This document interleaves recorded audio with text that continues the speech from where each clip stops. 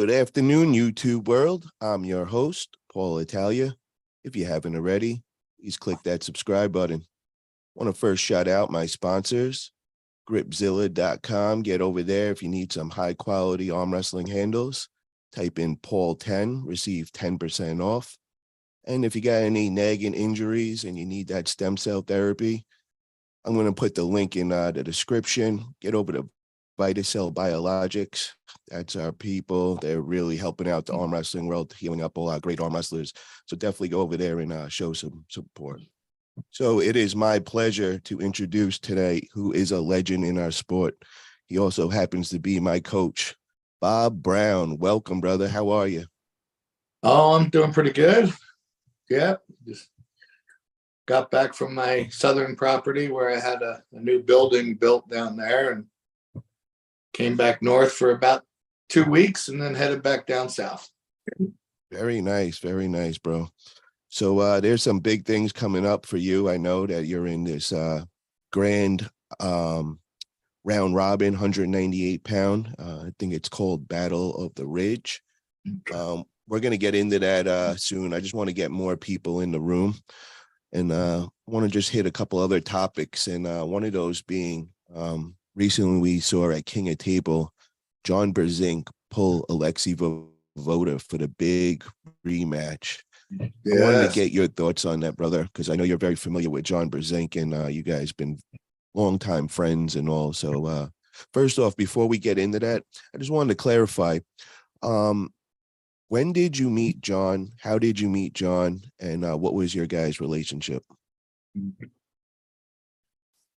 Well, the first time I ever met John would have been in the late 80s at a AAA national championship in Georgia. And he didn't know me at all. I knew him, walked up, said, "My name's Bob," shook his hand and walked away. And then in 93, there was the Yukon Jack series where you had to qualify at different tournaments around the country and then go to they called them a world championship. And in 93, I was in San Francisco where, of course, everyone knows John, but I had only met him that one time for 2 seconds. And I met his brother Bill and his buddy Kevin Bongard. And we got to chatting that weekend.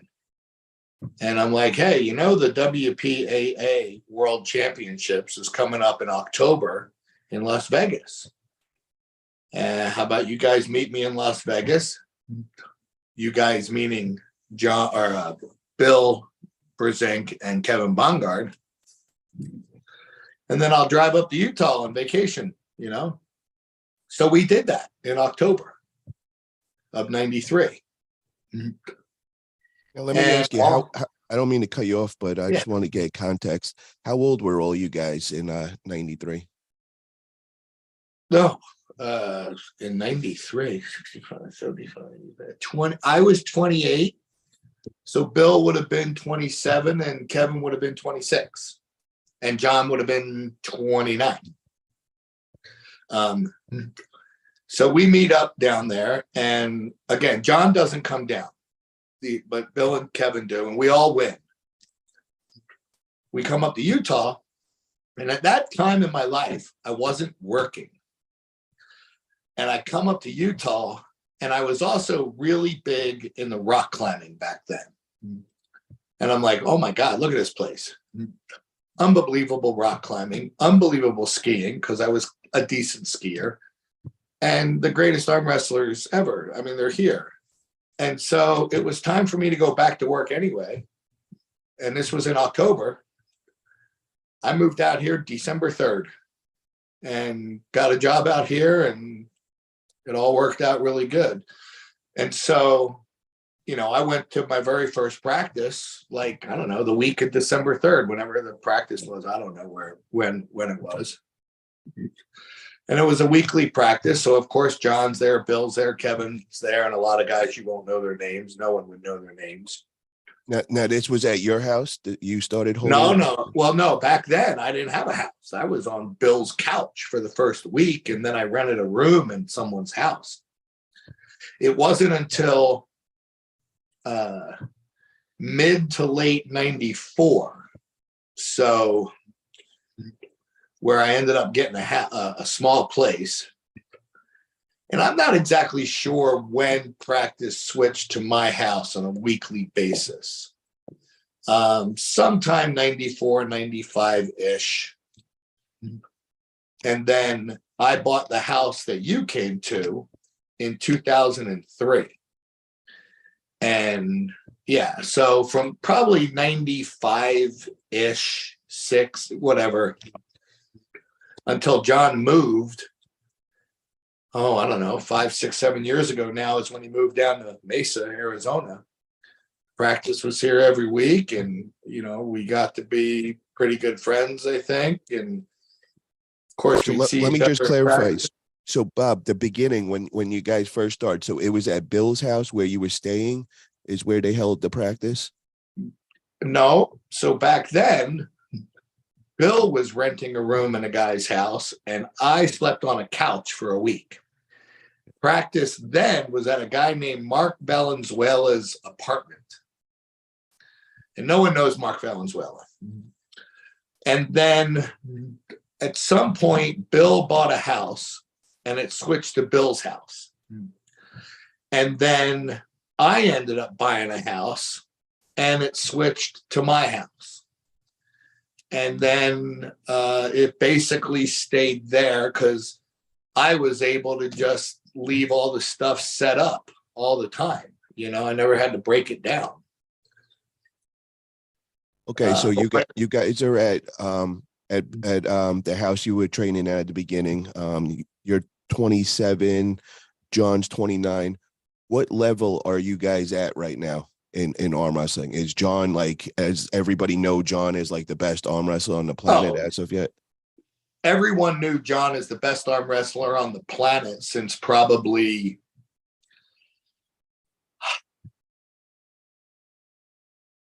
1991 or 92. Okay. Before I ever moved here. John was arguably the best arm wrestler on the planet, absolutely pound for pound, before I moved to Utah. And when I moved to Utah in 93, or at the very end of 93, was about a year or two after I had very first popped my elbow. And so in 91 is when I would make a pretty valid argument that I was the best in the world at 154. And then I've dealt with elbow problems my whole career and never really, I was always a very high national level puller, a decent world level puller. But elbow injuries, bicep injuries kept me from really getting as good as I feel I could have gotten if I'd have never popped my elbow, which is probably true of a lot of people, So let me ask you this. So now you team up with Bill Brzenk and John Brzenk and Kevin Bongard. What is the dynamic now? Who is kind of like the leader of practice? Do you have like somebody that's kind of like the guy, the go-to guy, the knowledgeable guy, the one that was kind of showing everybody? Amongst those 4 guys, no. There was no leader. We would just discuss technique. We would discuss, how would you arm wrestle this guy? How would you arm wrestle that guy? No, there was no leader. Our practices were never much about, how do I put this? We were never teaching each other how to arm wrestle. We were just learning ourselves. I don't ever remember a time, but of course my memory is terrible. I don't really ever remember a time saying, oh, Kevin, you should grab like this when doing this move, or you should cap this finger when doing this move. And I don't ever remember having conversations like that. Now, with you guys all being together, did it just step up all your levels, would you say, now looking back? I think it definitely stepped up Bill's and Kevin's, no question. John was already at a, when you're the 500-pound, well, let's get more realistic. When you're the 700-pound bench presser amongst a bunch of 400, 500, and 600-pound bench pressers, as you get stronger, being the 7, you don't notice the other guys getting stronger.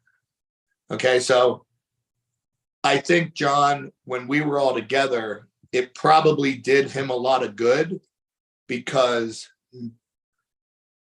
we could get him tired quicker. We could get him to be firing on all cylinders quicker.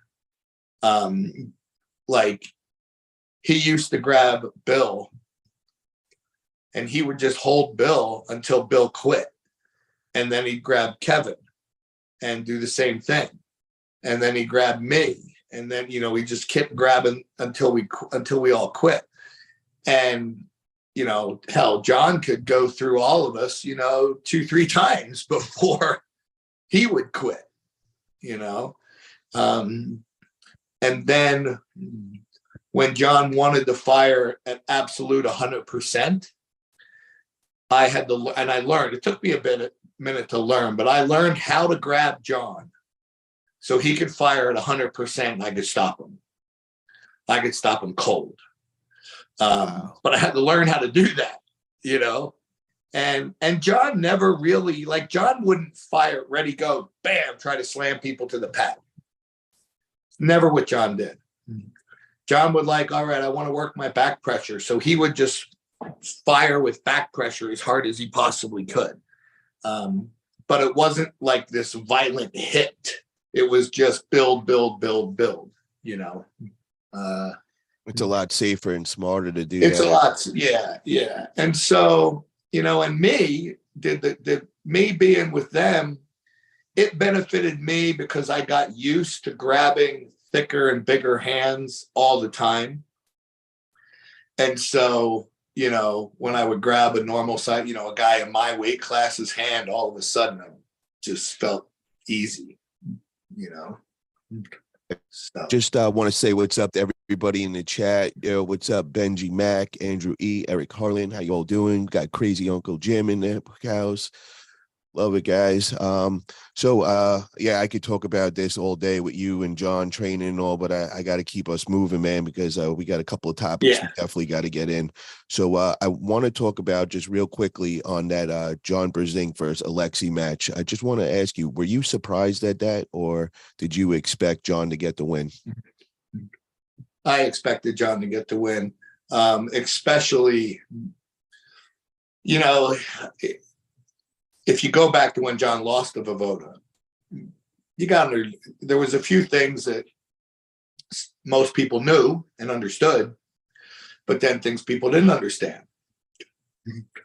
John had an injured hand at that event, a hand, a finger, something, I forget exactly what. Plus, John had pulled the 209 weight class that day, which means John weighed 209. And back then, John didn't really have to diet to weigh 209. It's just what he pulled. And he had a couple of I remember him having a hard match with Andreas Rundstrom that day. And I'm like, okay, John never has a hard match with Andreas. His hand is in fact bothering him. And so, he's being outweighed by 50 plus pounds. His hand is not 100%. And as you have now learned, or I should say relearned and just slammed into your knowledge, this sport is about the hand. And if you don't have a hand, so anyway, partially I think that's why John lost 19 years ago. So now they're the same size. John's prepared. fires back, opens up his hand, and that's the end of it. I mean, the second those hands slipped in the very first round, I was watching it with Dave Wilson, and I said, "It's over. It's over." I mean, Alexi's still a monster. I mean, he's a monster, and I think, in that third round, John does what John does, and he wanted to test himself, so he went inside with him. And that almost came back to bite him in the butt, but it didn't. And, John pulled it out. So, Yeah, I think it might have been too quick for Alexei to make his comeback against John. That being because John, the last 2 years, he's been pulling practically every month on the big stage. He's been taking a lot of super matches, got himself in really, really good shape. And for Alexei, I mean, you got that ring rust, man. That is definitely for real. Just getting in a big spotlight like he did. I mean, literally the whole world was watching that, and also I don't think that was the best match for him to take right off the bat. But right. I definitely want to see Alexei stay in the sport. And who would you like to see Alexei go against next? Who do you think would be a fair match for him? From someone here in the States? Yeah, somebody in the States. Well, I'm wondering if Alexei would like to get another shot at Tim Bresnan, since Tim beat him the last time. Oh, that could be an interesting one. Yeah, when Alexei made his first comeback. Yeah, it was about 4 years ago, I believe. Yeah, he lost to Tim Bresnan. Yeah. So that could be interesting. I still think that might be a little too tough for him, man, just because, I think Tim might be a little too strong. And I think I would like to see somebody not as, top level at the moment. And somebody that I'm throwing around that I think they're at the same kind of part of their career would be Travis Bazin. We hear that he's possibly making a comeback. That would be fantastic. Yes. I feel like they're at the same point in their career, man. They're definitely going to experience ring rust and all. They're just making their training comeback and also. Yeah. So I definitely would want to see that one. Maybe somebody could make that happen, or maybe Travis could bring in Alexei, because I know he's going to be throwing some events coming up. So moving on, brother, I got a couple things coming up, and one of them's going to be with you. But this Saturday, I got a big practice I'm throwing in Petaluma, California. It's going to be at 6:30 Pacific time. So if you're in North Cal or anywhere in California or surrounding state and you want to make the trip, there's going to be a lot of people coming through. So definitely hit me up and I'll shoot you over the details. And then the other thing that we got going on next week, man, which I am super excited about, is I'm getting to come back over by Coach Bob Brown. We're going to do some training, and Sarah Bachman's going to be also popping in, and we're going to get to do some training with her as well as she gets ready for her big match at East vs. West against Egley. So that's going to be next Thursday, October 12th. Brown's barn is where it's all going to be going down. So we'll be having a lot of footage coming from there. Really, really super excited about that one, Bob. Can't wait. That'll be fun. The next thing I want to talk about is I'm really curious to see what your prediction is going to be on the Devon Larratt versus Denis Cyplenkov. And I know that we were just over at Vitacell Illuminati 1.0, and me, you, and Devon were outside for a while, and me and you got to kind of pick Devon's brain, and we were kind of asking him questions and, asking who we thought was going to be more of a threat to him. Was it Hermes or Denis Cyplenkov? And do you remember his answer and all with that? No, I'm sure he probably said Devon was a bigger threat. I would think. Denis. Yeah, he said, he definitely said Denis. And, I asked him why, and he was saying that, Hermes is only 30 something years old. He's been arm wrestling more than Hermes has been alive. And he said that he was able to get into the mental game of Hermes and kind of get him out of it, where Denis, he does not believe that's going to work. Denis got just as much experience and all. So with that being said, bro, I'm just really interested. What's your thoughts, man? Who do you think is going to get the win that day? Well, I think Devon's going to get the win that day.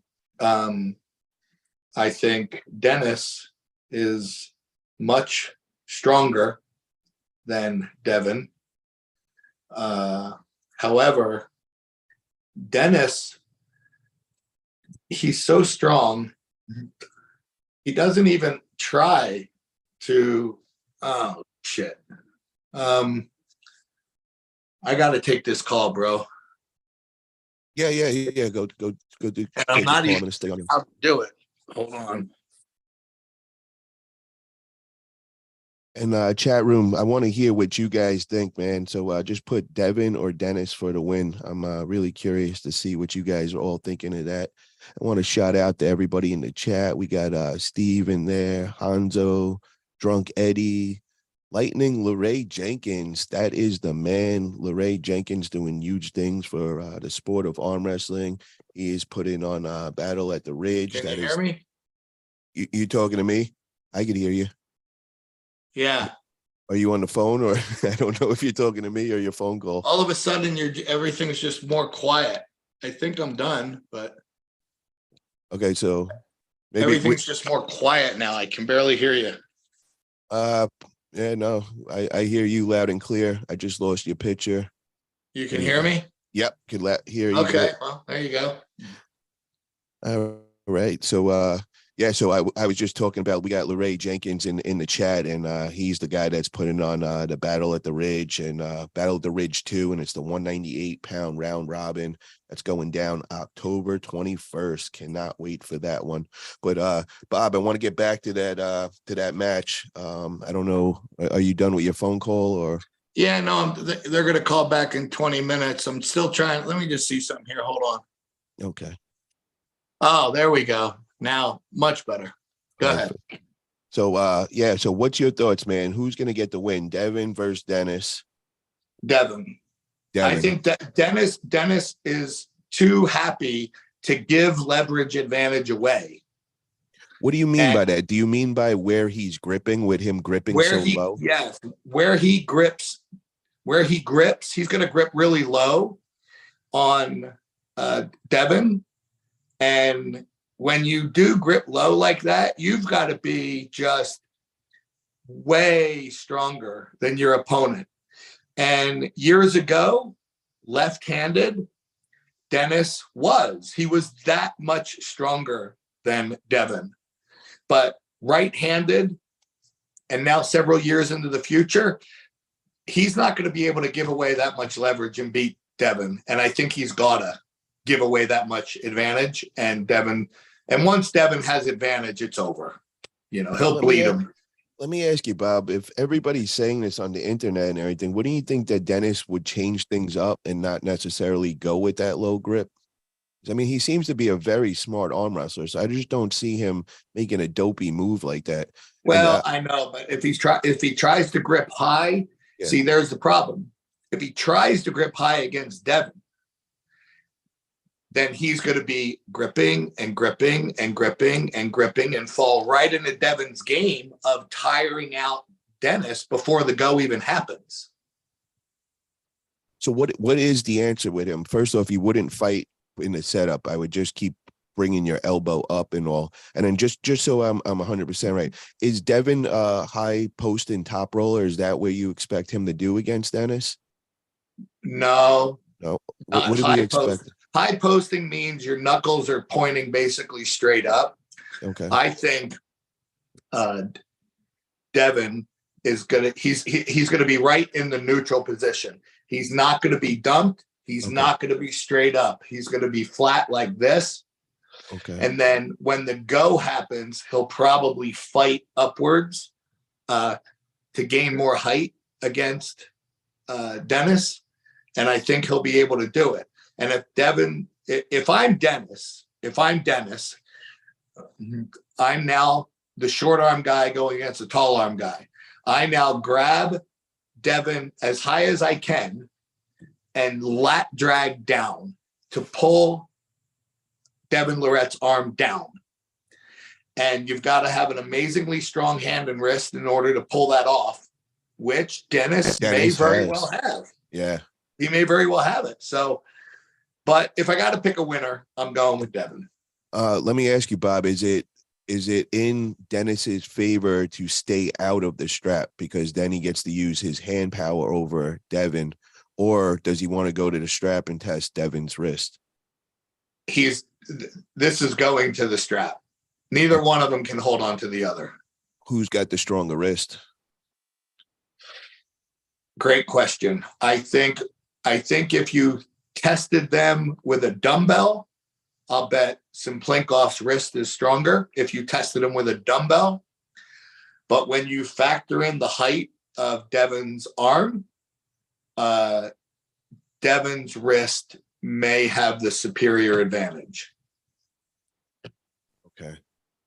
Now, do you think there's going to be massive games? I can't believe I'm even asking this, but do you think there's going to be massive games in the setup? You're right. I can't believe you're even asking that. I just had it, bro. I had to throw that. Yes. Yes. 100%. Okay. So, yeah, I also, real quick, bro, I wanted to also mention December 9th, going down in Phoenix, Arizona under Greg Brown Productions. I got my big main event super match. I'll be going against Ryan Grondin, aka Twinkie Boy. There's also some other great matches on there. We got Tom Stubberline, my co-host on the Arm Wrestling Buzz. He's going to be pulling Freddie Sanchez. I know you know all those players that I just mentioned. I know this is just making this longer. Is there a tournament at that event, or is it just super matches? It's just super matches. The whole thing that Greg Brown is trying super match there. There's talks with RBJ, but I don't know if things actually lined up. You know, there was rumors and talks going on. I don't know if anybody's actually locked in anything. Yeah, I told you if I wasn't doing anything that weekend, I'd come down and be in your corner. Yeah. I kind of got an invite to that thing. I don't know if I can do it. One, I don't know if I have the weekend available, but I'm also pulling the Monster Factory the week before. Okay. So, but anyway, we'll talk more about that later. Yeah, I hope I could get you there, bro. I definitely would love to have you there. But I want to get your predictions, man. First on the Tom versus Freddie Sanchez, just because I know you've trained with Tom for but I don't know anything about Freddie. So okay. Tom is a very dangerous arm wrestler from this perspective. He can go anywhere at any time and has no fear of doing it. So he is a very, very good technical arm wrestler. He's stronger than I am, but whether he's stronger than Sanchez, I don't know Sanchez at all. Have you worked with Tom, like helping him out since you were training and practicing with him? I don't know if helping. I think with Tom, he learns so well on his own. We arm wrestle each other. We enjoy arm wrestling each other at practice because we are both very technical. So I learn stuff when I arm wrestle him. He probably learns stuff when he arm wrestles me, but we don't ever actually like discuss strategies. Not really. Okay. And then the other one is me versus Twinkie Boy, Ryan Grondin. And we also, what makes that interesting is Ryan Grondin trains with your old training partner, yes, Steve Walker out of New Jersey. So just kind of makes everything a little interesting. You know, he's getting perspective from Steve Walker. I got you as my coach. I think you're going to win that. The way you arm wrestle is going to be difficult for him.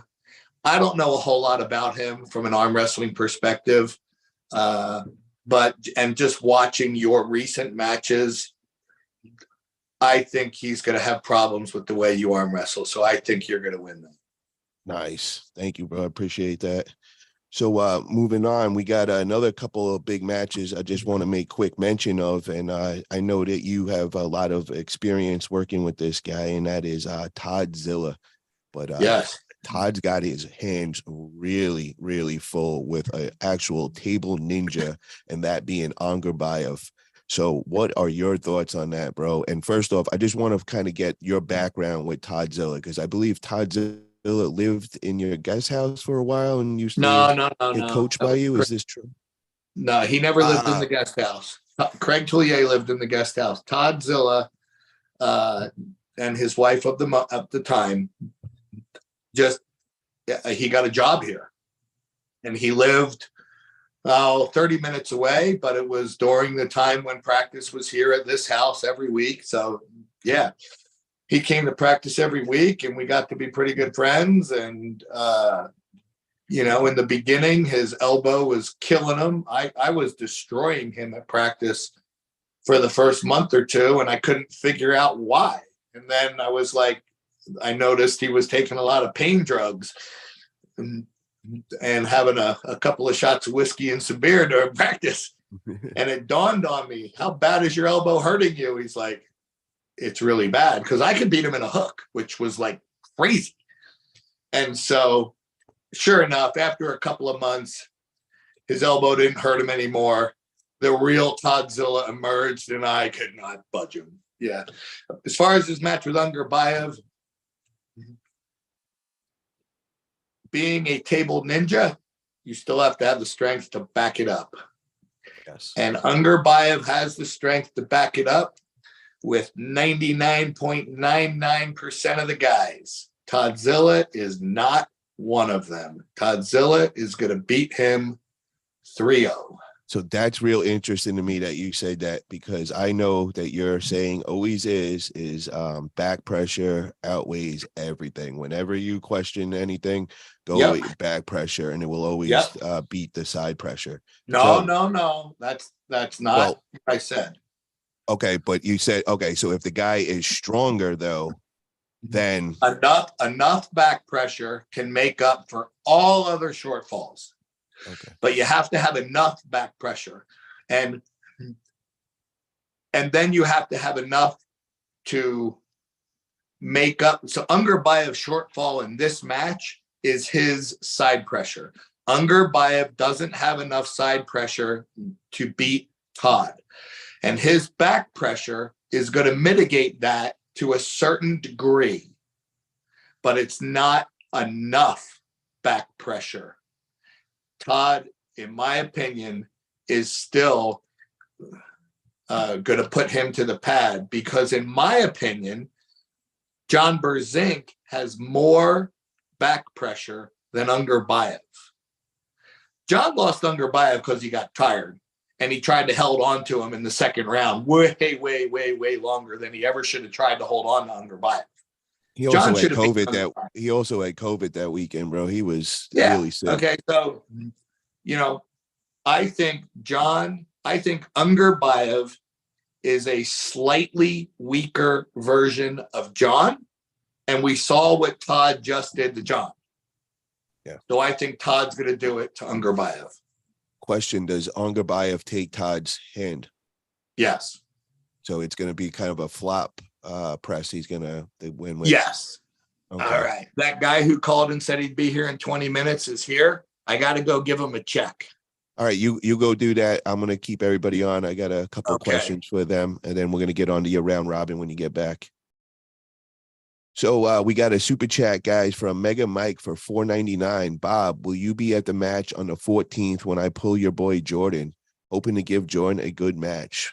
Mega Mike, we will definitely ask Bob as soon as he gets back for sure. And I'll be actually out there next week training with all of them, and hopefully I get to see Jordan then as well.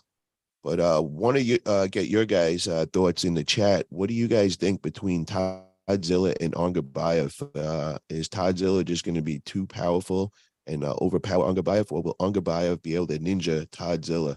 So just put down Toddzilla or Ongarbaev, please.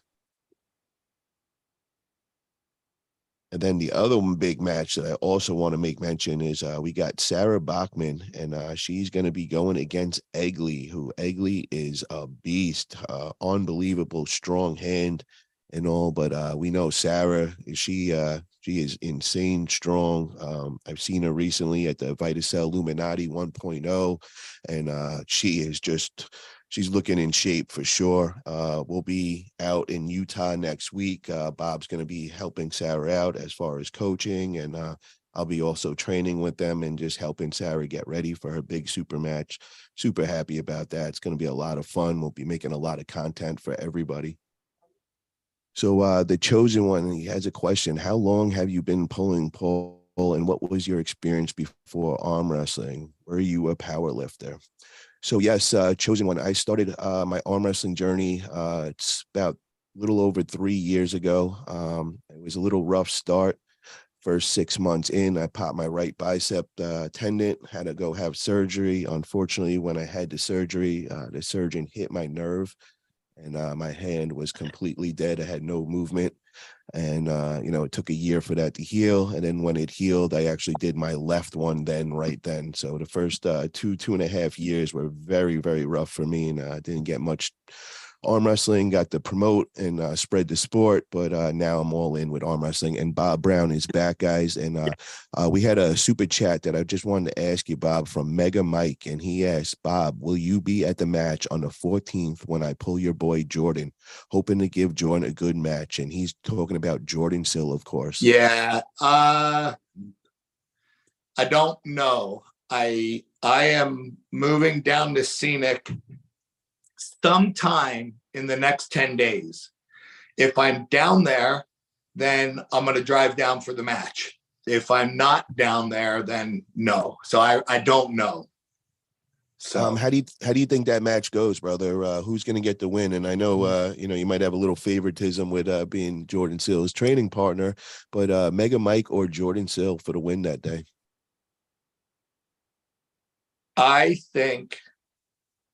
I honestly believe Jordan should win, but you never know what Jordan Sill is going to show up at an event.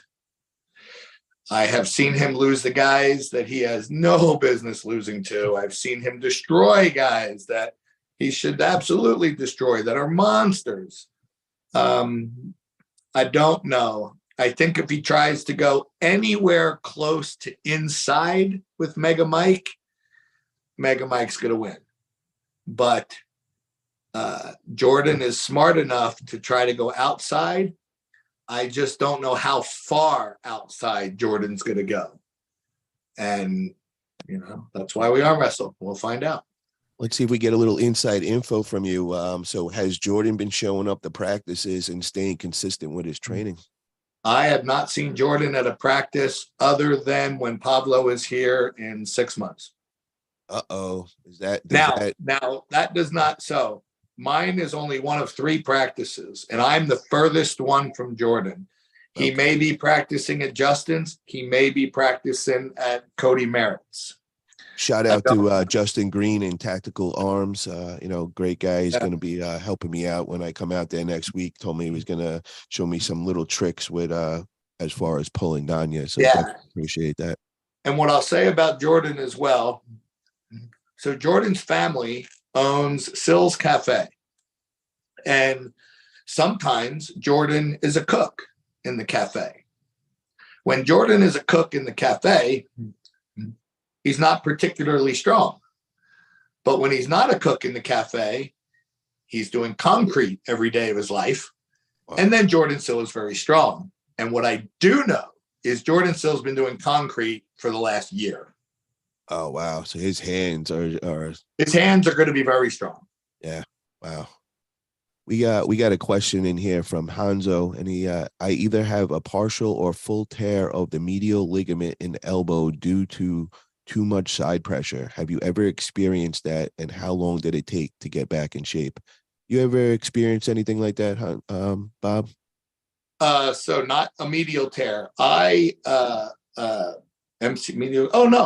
Medial collateral ligament. Yes, I've popped my elbow 20 times. That's why my arm doesn't go straight.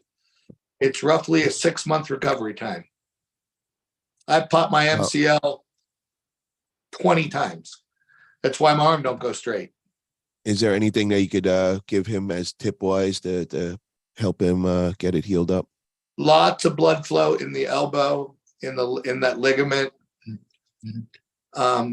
I think lightweight, high reps. And when I'm saying lightweight, I mean an amount of weight that is a joke. It's like when you're pedaling your bike on flat ground, the amount of effort it takes to pedal your bike is a joke because you can do it for hours at a time. I want that level of lightness in your elbow joint, doing wrist curls and supination and pronation and bicep, just anything to get blood into that joint, and do it all day long. But no, I mean, there can be 0 pain. And the problem with most freaking arm wrestlers out there is we all go searching for pain, So Now he should do that every day. He should do that 24 hours a day. Okay. And then also, have you ever did the stem cell shot in that elbow? Have you started that? Not for the MCL. I haven't had an MCL pop in many years now. Okay. So I've never done a stem cell shot for the MCL. I would recommend that, though. Yes, that will help speed up the process. So you heard it, Hanzo. So, first try out doing it manually and see if you get just blood flow. If that doesn't help out, maybe it's something that you'd want to talk to us about and getting hooked up with VitaCell, and we could definitely get you hooked up and get you a nice discount as well. Also, we got a super chat in from Greg Brown TV for $2. The grind don't stop. Yes. Thank you for that, Greg. Appreciate that. Greg is actually the guy that's throwing a big December 9th match for me in Arizona. So shout out to Greg Brown Productions. So now I want to move on, brother, to your big event. Not your big event, the one that you are competing in. We got a 12-man round robin set up by Larratt Jenkins. It's called Battle of the Ridge 2. It's the 198 pound class, which it is the top of the top. I mean, this is like a dream come true that it's actually going down. I want to make mention that all the athletes in there, I'm going to just read down it. And I just want to update everybody that Dallas Langston and Chad Silvers had to drop out. I'm not really sure why. I think there may be possible injuries or something. But we have two guys that are going to be substituting in, one being Casey Foley and the other one being Luis Flores. Now, the 12 guys that are part of this amazing round robin are Craig Toulier, Bob Brown, Rob Russell, Jason Merlo, Artem Taranenko, Steve Logson, Quinlan Mendez, Adam Warzinski, Luis Flores, Casey Foley, Eduardo Tete, and Eli Brauhard. So, bro. So let me, I think, just so you know, I think it's Casey Cooley. Casey Cooley. Okay, I'm sorry. I think, and it's Luis Flores Alcaron. I think his last name is actually Alcaron. Okay, so I'll definitely update. I was just reading off. I think Robbie Russell posted up the bracket, so I just kind of saw their names in there. Yeah. So I'm just so ecstatic about this, man. Me being in that 198 pound class, this is just like something for me to dream about one day being a part of and all. I wanted to talk to you about, who do you see as your biggest threat? And then also, I know that you have Eduardo Tete in round one. Yeah. Now, that I see as a potential war, which that is something I really wouldn't look forward to in round one, especially when you're playing 12 rounds. Yeah, no, yeah. Okay, first, I think your top four guys are Craig Toulier, Adam Warzinski, Artem Taranenko, and Jason Merlo. I'm going to go with Craig as the favorite. And the next three, I don't know. I'll just put it out there. I'm going to say Craig, Adam, Jason, Artem. I could totally be wrong, but there's my four. Now, okay.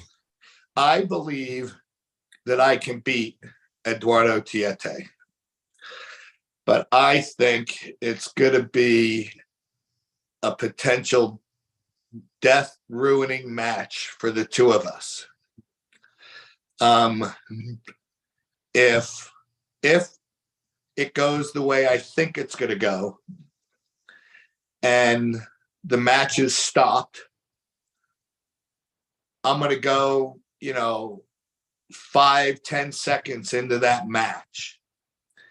And at that point, if I think I can win in the next 10 seconds, I'll probably go for it. But if I think this thing's going to last a freaking minute, I might lay it down. I don't know. I got a hard time laying stuff down, though. We can all talk about this crap when you're not in the fire. But when you're in the fire, I'm too stupid to lay stuff down. That's how I get, man. I don't want to lose, man. I just keep going. But Right. what I wanted to ask you about that is, first off, with Eduardo, you don't have to give out this plan or anything, but I was just wondering, would you be looking to stay out of the strap with Eduardo and take advantage of the hand?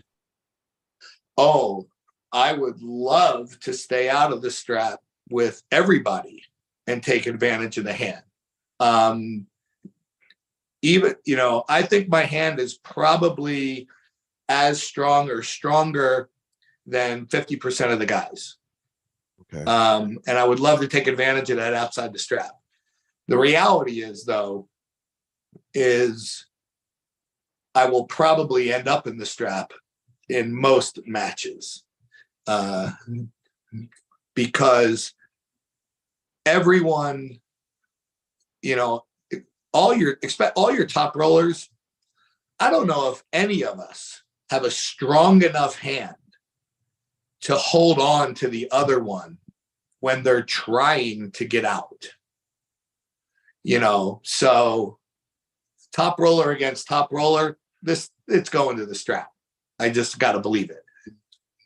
My another question I have for you is, who has the advantage in this? Because I see a distinct style difference in a lot of you guys, meaning some of you guys are more defensive pullers rather than offensive pullers. And in this situation, I would think that the offensive puller is definitely going to have the more favorite to win in my eyes. Am I wrong by saying that? Well, no, under this condition, if you're an offensive puller and you get the win right away, then yes, that's the guy who's going to win this whole deal. But if you're strictly like an offensive, all go, fire, all go kind of guy, and you find yourself in that death match, that's the guy who's probably going to get ruined for the rest of the day. Okay. With that being said, I want to go through a couple of these names and get what you think. Are they an offensive puller or are they a defensive puller? The first one that I want to bring up is Artem Taranenko. Offensive. Completely offense. So is he that guy that you're talking about? If somebody stops him, he's going to end up in that long, drawn-out war that could and that could ruin him for the day. It has the potential to do so. Okay. Yeah. Now, other thing is, do you get the win against Artem? Oh, Artem is my third match. I think if I pull Artem fresh for fresh, best of 5, I really like my chances there. However, I've got Eduardo the first round, and I believe Artem has Craig Tullier. So I think Craig's going to beat Artem quickly.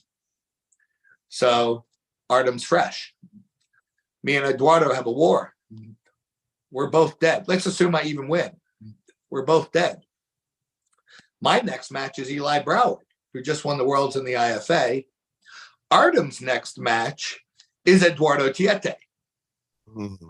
So I think Artem loses his first match quickly, and then I think he wins his second match quickly. No matter what happens in my matches, I think they're longer matches. My second one might be fast because I might lose really fast. And then I got to pull Artem. And I think Artem is fresh as a daisy when he pulls me, and I'm not. So my Las Vegas odds, I always try to be honest with myself, is Artem beats me in this round. Jason Merlo. Offense or defense? Offensive. And that dude is Bad man. bad man. And he's got all the tools. He's got he's got long fingers. He's got all the leverage. He's got the right move. He's Super got fast. the right move to beat people quickly. Yep. But again, he's the guy. You stop him and put him in a freaking barn burner, and he might be ruined for the rest of the day. Now, I've noticed that Jason has been he's been posting videos of him doing cardio, which, I mean, if you're not working on your cardio, I don't care who you are. If you're not working on your cardio for this thing, you're making a mistake. I got to believe you're going to need it.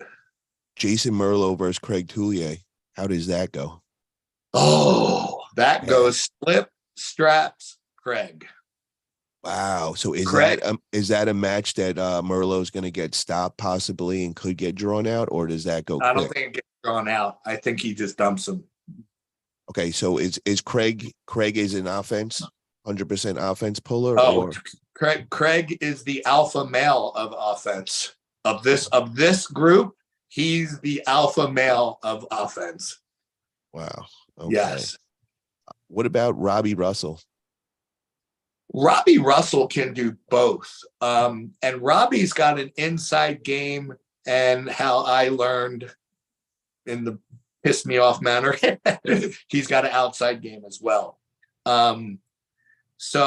But Robbie's, in my opinion, and this is just speculation, I think Robbie's wrist is susceptible. And what I mean by that is if he loses it once, he may lose it every time after that. I don't know. When it comes to things like this, you've got to have both muscular endurance and cardio to recover between rounds. And I don't know enough about Robbie to know. What I know is, just from what I've seen, if his wrist gets tired, he's in trouble for the rest of the day. But until his wrist gets tired, if the match goes inside, other than Craig and maybe including Craig, Robbie's the favorite. Wow. I think Robbie's inside game is possibly even stronger than Craig's. That's a bold statement right there. I want to shout out a couple of chat guys. We got Pablo in the house. What up, Pablo? How you doing? Man? Pablo's on the team. Bob Brown is the coach. Don't get better than that. Devon's forum. What's up? Oh, also Jason Merlo is in the house. Hey, Jen. Sorry, just got available to jump in. What's up, Jason? How you doing, brother? I just want to say something to Jason. What do you got to say, Bob? Jason, I just want to point out that practice Bob and tournament Bob are two totally different human beings. I could definitely see that. He destroyed me after the knuckles up. I'm like, hey, I need to get a hold of this guy. Yep. And I got a hold of him, and I was trying. I mean, I was really trying, and I could not stop him at all. But I've learned enough about myself in almost 40 years of doing this. I have practice pulled guys thinking I'm going 100%, trying my absolute best to beat them, and I can't freaking touch them. And then in a tournament, the whole world changes. So I'm really hoping that that's the case with me and Jason, because, man, he destroyed me. Yeah, it's just the intensity level, brother. When we get in that, I could see you got that rage in you too, man. It comes out. It's like a real fight when it's on, man. You can't replicate that in practice, man, because I know I'm a whole nother beast when it comes into the tournament than when I am in practice. That's for damn sure. Yes. Yeah. Shout out to Sweden Arm Wrestling Television. He's in the chat, and he just said, "What's up, guys? Met Bob in Malaysia in 2015. Super nice dude." Hell yeah. Oh, yeah. Very cool. Bro, how does it go between you and Robbie Russell? Who's gonna get the win? Oh, well, that is a good question. Let's assume we're both fresh. If Robbie tries to hook me, I think Robbie's in trouble. even fresh. I think Robbie's in trouble if he tries to hook me. And now that I know he's got a top roll in his back pocket, I will absolutely be ready for that this time. If I've got to be truthful, one match, both fresh for fresh, I got to go with Robbie. He's just that much stronger than I am. But I think I slow him down. And over the best of 5, I think I would go with myself on that.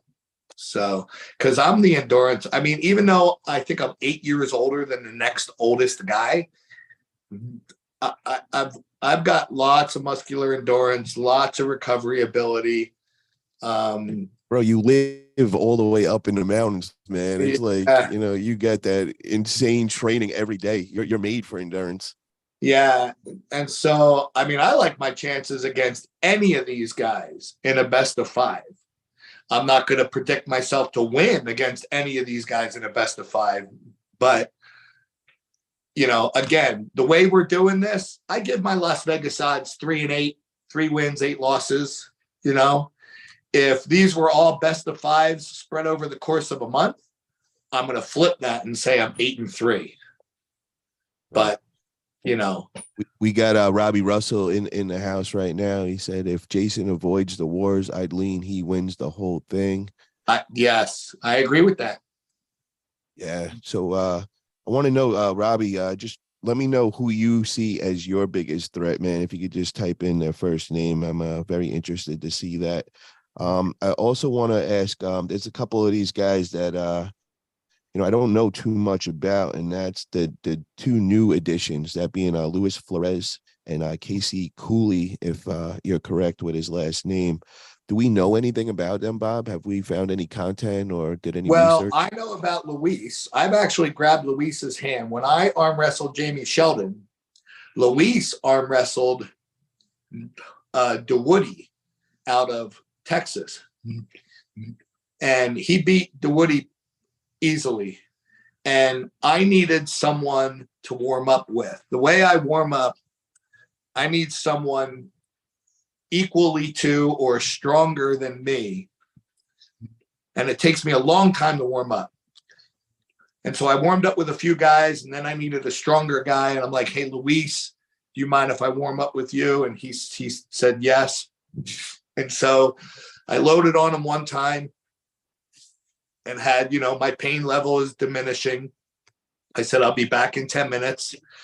We did it again, back in 10 minutes, did it again. I'm ready for my match. Well, during that time, I realized a couple of things. Luis is a taller guy, and his hand is scary strong. Okay. He can hook, he can top roll, he can go anywhere on the table. I think he would prefer to kind of high hook or hook people. But he can go anywhere. So he's, he is not going to go 0-11 in this thing. I give him the same odds as me, 3-8.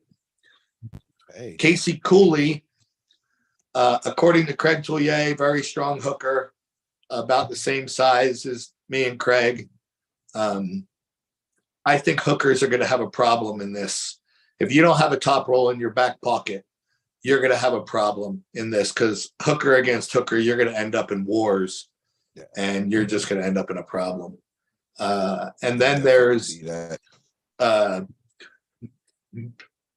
crap, the third guy, the guy that just won the Worlds, Eli Broward, who dieted down from 220. He just won the IFA Worlds at 209. Another hooker.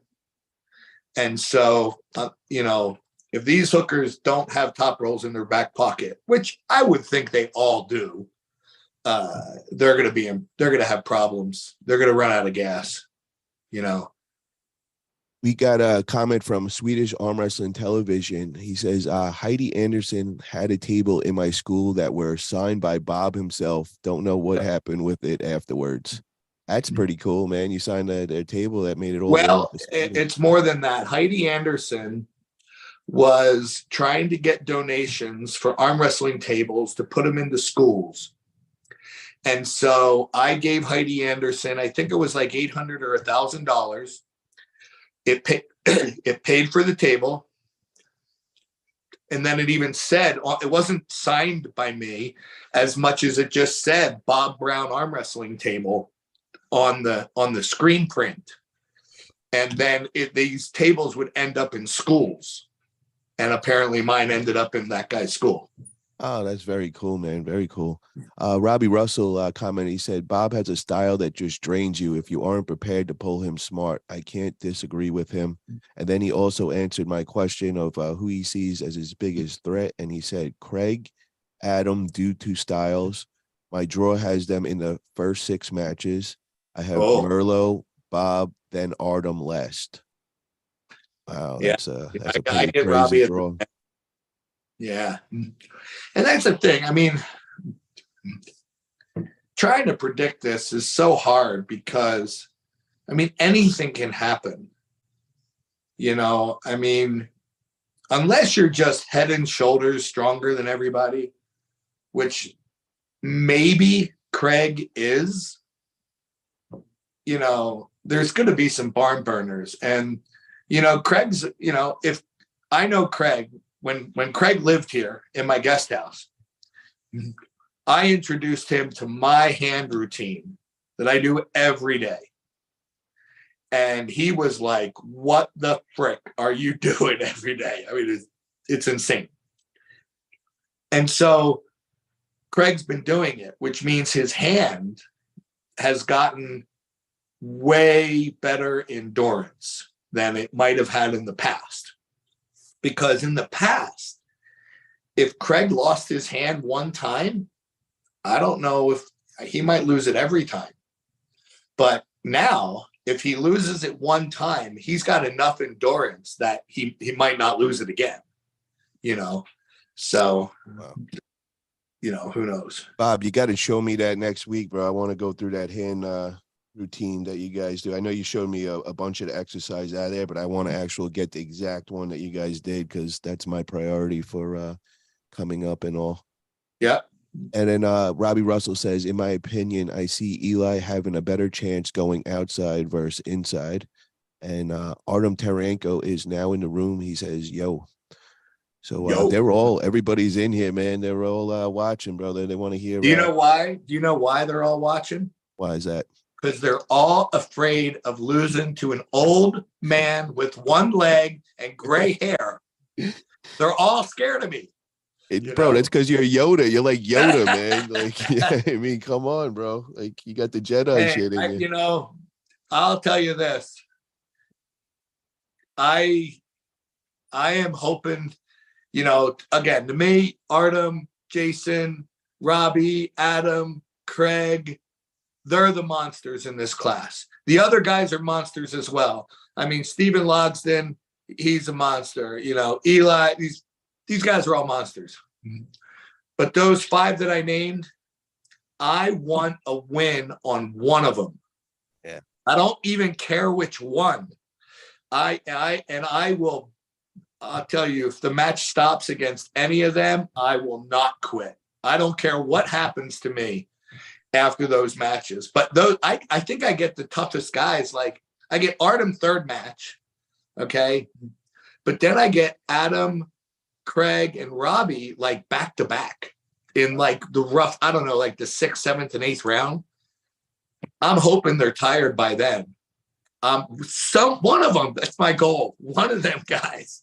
I am busting one of them guys. I can't wait to see this, man. This is going to be so much fun. Yeah. Really, really excited about it. I want to thank you for coming on today, Bob. What was that? Are you coming to the event?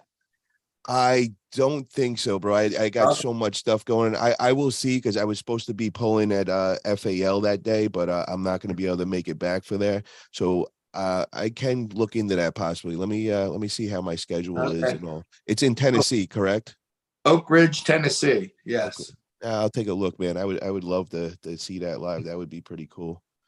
But Bob, I'm really looking forward to next week, brother. We're gonna have great training sessions and all. Looking forward to that. We'll definitely put some content out there. I know everybody's loving all the content, and I don't know if you've noticed, I've been putting it out on our channel, on my channel, all the stuff that we did. I wanted you to get all the original content first. And Yeah. so now And I I'm will gonna, say to all the guys coming, I mean, 11 matches, you know, travel safe, stay safe. No, no broken arms, no tendons. I just want us all to come out of this deal healthy, and just have epic freaking wars. I wish the best to everybody. But, you know, 3-8 is my Las Vegas odds. My goal is 6-5. That's my goal, is 6-5 and one monster. hell yeah, bro.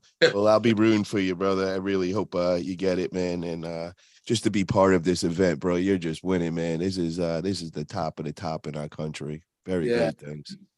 Yeah. All right, Bob. I Right. gotta run and get a haircut and all. Let's stay in You touch, don't have any brother. hair. What's that? You don't have any hair. Oh, I got plenty of hair, bro. I got plenty of hair. Oh, okay. There's a little bit of hair there. Yep. All right, brother. So All right. we'll Talk to you be in later. touch, man. Talk to you guys later. Thank you, chat, for tuning in. Yep. All right. Bye-bye.